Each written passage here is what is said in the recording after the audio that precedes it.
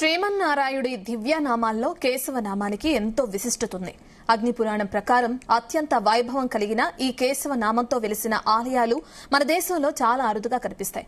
అలాంటి ప్రాచీన అరుదైన శిల్పకళా వైభవానికి నిలయం మహబూబ్ నగర్ జిల్లాలోని గంగాపురం శ్రీ లక్ష్మీ చెన్నకేశవ స్వామి ఆలయం.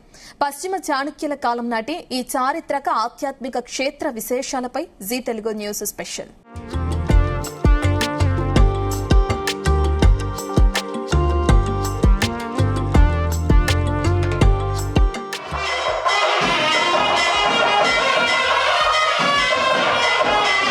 తన అపూర్వ సౌందర్యంతో భక్తులను మైమరపించే పరమాత్మనే కేశవుడు అంటారు.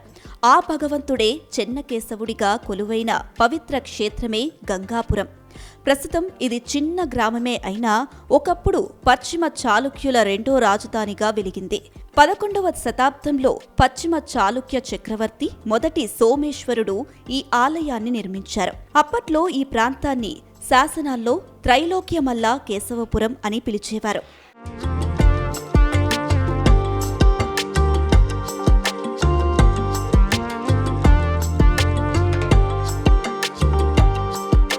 ఈ పవిత్ర క్షేత్రం మహబూబ్ నగర్ కు 22 కిలోమీటర్లు, జడ్చెర్లకు 6 కిలోమీటర్ల దూరంలో, జాతీయ రహదారి 44 సమీపంలో ఉంది. జడ్చెర్ల వరకు రైలు, బస్సు సౌకర్యాలు పుష్కలంగా ఉన్నాయి. అక్కడి నుంచి కల్వకుర్తి వెళ్లే బస్సుల్లో గంగాపురానికి సులభంగా చేరుకోవచ్చు. గ్రామం దాటగానే స్వాగత తోరణం భక్తులకు స్వాగతం పలుకుతుంది. కొద్ది దూరంలోనే అద్భుతమైన శిల్పకళతో చెన్నకేశవుడి ఆలయం దర్శనమిస్తుంది. ఓం శ్రీ లక్ష్మీ చెన్నకేశవాయ నమః.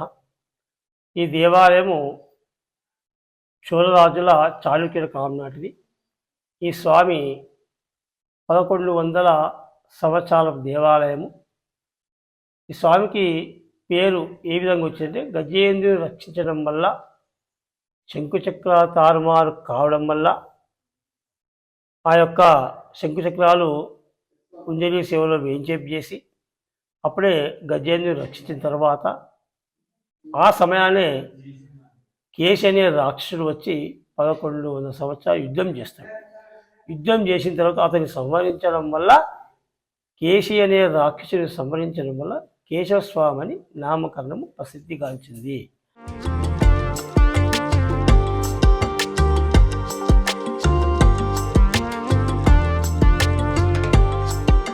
చాళుక్యుల విష్ణుభక్తికి, వారి శిల్పకళా నైపుణ్యానికి ఈ ఆలయం ఒక నిదర్శనం. శతాబ్దాలు గడిచినా ఇక్కడి శిల్పాల అందం ఏమాత్రం తగ్గలేదు. క్రీస్తు శకం 1042 నుంచి 1062 మధ్య ఈ ఆలయం నిర్మించినట్లు ఆధారాలు చెబుతున్నాయి. స్కంద పురాణంలోనూ, పాల్కురికి సోమనాథుడిని పండితారాధ్య చరిత్రలోనూ ఈ క్షేత్ర ప్రస్తావన ఉంది. కన్నడ ప్రాంతాల్లో గంగాపుర చెన్నకేశవ చరిత్ర పేరిట నాటకాలు కూడా ప్రచారంలో ఉన్నాయి. లక్ష్మీ చెన్నకేశవ స్వామి టెంపుల్ చాలా పురాతనమైన టెంపుల్. అంటే కొన్ని వందల చరిత్ర గల మహిమగల దేవుడు. ఇక్కడ భక్తులు అధిక సంఖ్యలో వస్తుంటారు. నమ్మిన వాళ్ళకు కొలువు బంగారంగా కొలుస్తారు. భక్తులందరూ చాలా నమ్మకమైన భక్తితో వచ్చి వాళ్ళ మొక్కులు చెల్లించుకొని వెళ్తుంటారు.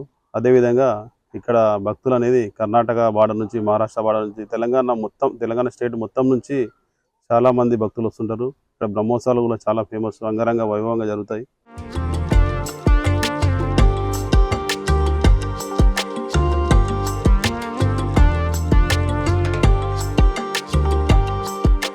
ఈ ఆలయాన్ని విశాలమైన ఆవరణలో ఎత్తైన వేదికపై తూర్పు ముఖంగా నిర్మించారు.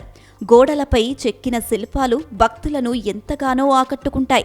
వరుసగా ఉన్న ఏనుగుల బొమ్మలు, సున్నితమైన చెక్కడాలు, దేవతల విగ్రహాలు ఆనాటి కళా వైభవానికి అద్దం పడతాయి. విష్ణుమూర్తి అవతారాలతో పాటు సప్త మాతృకళ విగ్రహాలు ఇక్కడి ప్రత్యేక ఆకర్షణ. గర్భగుడిలో శ్రీ లక్ష్మీ చెన్నకేశవ స్వామి దివ్యమంగళ రూపంలో కొలువై ఉన్నాడు. శంకుచక్రాలు, తిరునామాలు, రౌద్ర రసంతో కూడిన మీసకట్టుతో ఉన్న స్వామివారి రూపం ఎంతో శక్తివంతంగా కనిపిస్తుంది. స్వామి పక్కనే సుదర్శన చక్రం, ఉత్సవ మూర్తులు ఉన్నాయి. స్వామివారి ఎడమవైపున పద్మాసనంలో మహాలక్ష్మీదేవి భక్తులకు అభయాన్ని అందిస్తోంది.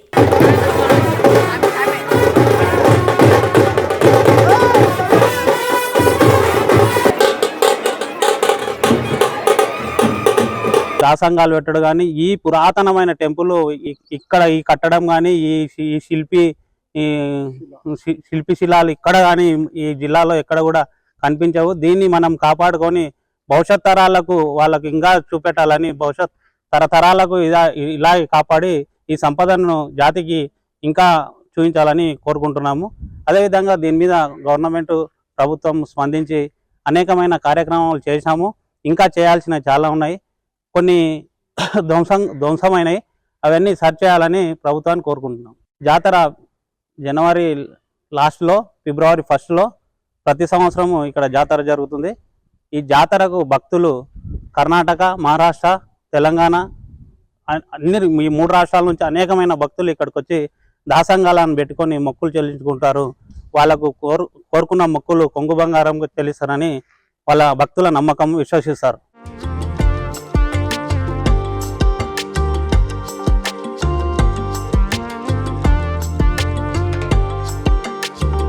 ఈ ప్రాంతానికి గంగాపురం అనే పేరు రావడం వెనుక ఒక పురాణ గాథ ఉంది. దేవసేనుడు అనే రాజు కరువు నివారణ కోసం తపస్సు చేయగా గంగాదేవి ఇక్కడ ప్రవహించిందని, అందుకే గంగాపురం అని పేరు వచ్చిందని చెబుతారు. ఇది వైష్ణవ ఆలయమైనప్పటికీ ఇక్కడ ప్రత్యేకంగా గణపతి విగ్రహం ఉండడం విశేషం. పశ్చిమ చాళుక్యులు విఘ్నేశ్వరుడిని ఎక్కువగా ఆరాధించేవారు. అందుకే ఇక్కడ 4 చేతులతో ఉన్న విఘ్నేశ్వరుడిని ప్రతిష్ఠించారు. ఇక ఆలయ ఈశాన్యంలో రాతి మెట్లతో ఉన్న లోతైన పుష్కరిణి నేటికి చెక్కు చెదరకుండా ఉంది. మహబూబ్ నగర్ జిల్లాలో అత్యంత పురాతనమైన స్టోన్ స్టెప్ వెల్ ఒకటి ఉంది. తర్వాత ఈ టెంపుల్ వచ్చేసి కంప్లీట్గా స్టేట్ ఆర్కియాలజీ కంట్రోల్లో ఉంది. అంటే పూర్తిగా రాతి కట్టడం కాబట్టి ఆర్కియాలజీ కంట్రోల్లో ఉంది. దేవస్థానంలో నేను కార్యనిర్వహణాధికారిగా విధులు చేపట్టినప్పటి నుంచి అంటే డెవలప్మెంట్ అని కాదులే కానీ భక్తులకు సౌకర్యాల కోసం అనేక కార్యక్రమాలు చేపట్టాము. ప్రతి శనివారం విశేషంగా ఇక్కడ భక్తులకు అన్నదానం జరుగుతుంది. అంటే ఎక్కడో దూర ప్రాంతాల నుంచి వచ్చే భక్తులకి ఈ నియర్ బై హోటల్స్ వేరే ఫెసిలిటీస్ లేనందున ఇక్కడే తిని ఆ డే అంతా ఇక్కడ స్పెండ్ చేయడానికి వీలుగా అవకాశం కల్పించాము. అదేవిధంగా దేవస్థానం సంబంధించి ప్రతి శనివారం ఉండే సేవ కోసం సేవా మండపం ఉంది. ఆ మండపం గతంలో ఓపెన్గా ఉండి అంటే స్ట్రే డాగ్స్, యానిమల్స్ అట్లా తిరుగుతూ ఉండేది. దానికి కూడా ప్రొటెక్షన్ కోసం గ్రిల్స్ అవి ఏర్పాటు చేయడం జరిగింది. కాబట్టి మరింతమంది భక్తులు ఎవరైనా ఉంటే కూడా వచ్చి ఏదైనా వర్క్ చేద్దామని వాళ్ళ నోటీస్లో ఉన్నవి కూడా ఏమైనా చెప్తే టేకప్ చేయడానికి రెడీగా ఉన్నాము.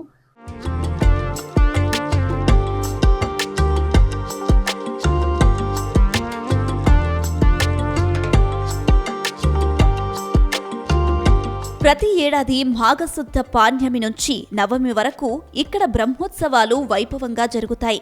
మాఘశుద్ధ చవితి రోజున జరిగే స్వామివారి కళ్యాణానికి వేలాదిగా భక్తులు వస్తారు.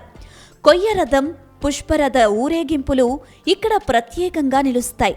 ప్రతి 2 ఏళ్లకు ఒకసారి జరిగే గంప తిరునాళ్లు, గంప జాతర ఈ క్షేత్రానికి ఎంతో పేరు తెచ్చాయి. చారిత్రక సంపద, అద్భుత శిల్పకళ, భక్తిభావం కలగలిసిన గంగాపురం లక్ష్మీ చెన్నకేశవ స్వామిని దర్శిస్తే ప్రశాంతత, ఆధ్యాత్మిక తృప్తి కలుగుతాయని భక్తుల నమ్మకం.